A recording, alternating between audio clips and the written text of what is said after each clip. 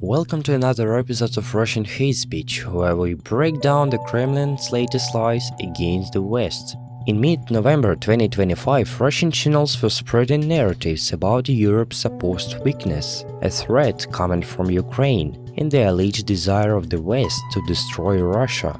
On 17th November, in the program Evening with Vladimir Solovyov on Russia 1, public figure Yakov Kedmi promoted the narrative about Europe, claiming that Germany is allegedly unable to rebuild its army and cannot act as a serious security player in Europe. Look at Germany. Pistorius is preparing for the campaign. But where will the Bundeswehr, the Wehrmacht, get its soldiers? He says we cannot introduce conscription, so where will he get an army from? Where will he scrape together 250 or 300,000 soldiers? And even if he scraped them together, the Russian army today has 1.5 million. What will he do with these half-fit guys who can do nothing, who will be brought into the army for 1 year and barely taught how to march? What is such an army for? And with this he thinks he will defend Europe. This is unserious.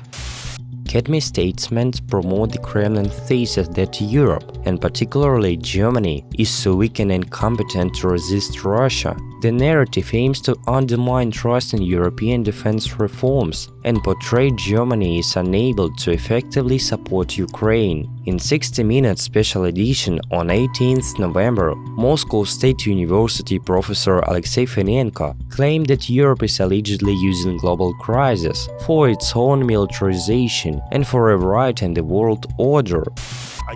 They want to use both the Ukrainian crisis and the tension with China to break out of this world order and once again become first-class, powerful military states.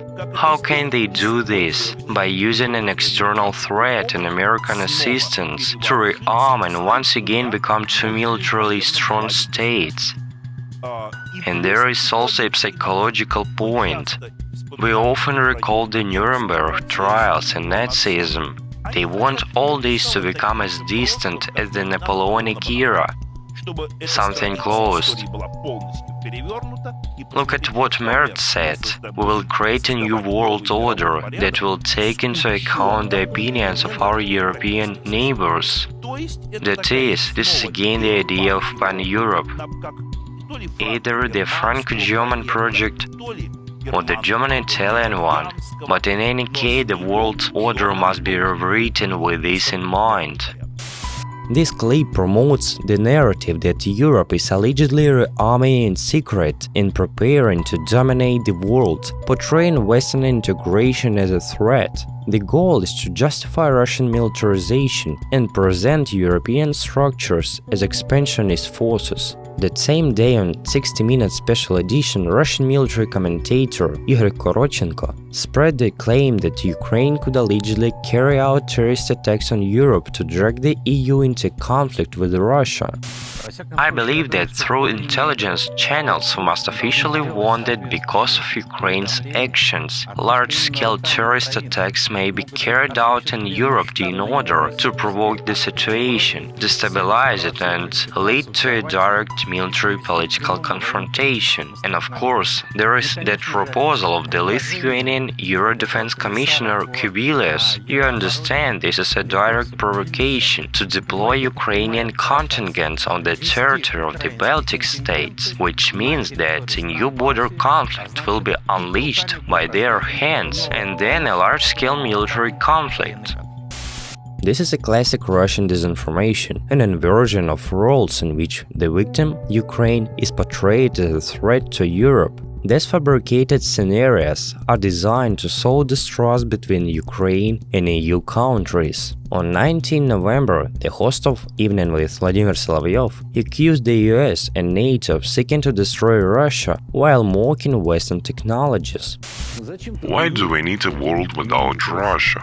If some American super dirty scumbag thinks that some F-35 pilots F-35s burn just like any other plane, As far as I understand, the F-35 has not yet encountered our modern air defense systems.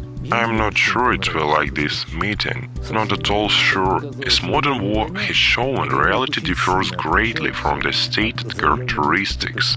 At least after all the iterations of the Leopards and Abrams that ended up on our land, they are no longer in a hurry to supply them. Too bad of an advertisement for the Western military-industrial complex. Solovyov combines nuclear blackmail with attempts to undermine trust in Western defense systems, seeking to weaken Western unity and its support for Ukraine. His rhetoric aims to portray Russia as a military superior force and NATO as a weak and vulnerable. In the same program, on 20th November, Solovyov again escalated anti-Western rhetoric, claiming that Europe supposedly equates peace only with the complete defeat of Russia. And here is our delusion. Our delusion is that we don't understand what Europeans call peace. For Europeans, there is no such thing as peace. By this word, they mean the defeat of Russia. The only result that satisfies the Europeans, the one they are talking about, is the defeat of Russia. Therefore, when they say Russia must stop, Russia must be punished, Russia must pay, this is the imposition of the winner's position on the defeated. Moreover, systematically for them Russia must lose. Any conflict that exists, it must lose. What are they all saying? Oh, we know Russia. Russia never. What do you know about Russia? You may know something about the powerful soul of the Russian boot, from under which you constantly try to grok something. Solovyov reinforces the Kremlin narrative about Europe's alleged desire to destroy Russia, justifying war and radical rhetoric. All these narratives are blatant propaganda that discredits Europe, portrays Ukraine as a threat, and justifies Russia's aggression. Thank you for joining us today. Stay tuned for the next episode of Russian Hate Speech as we continue exposing the Kremlin's war on reality.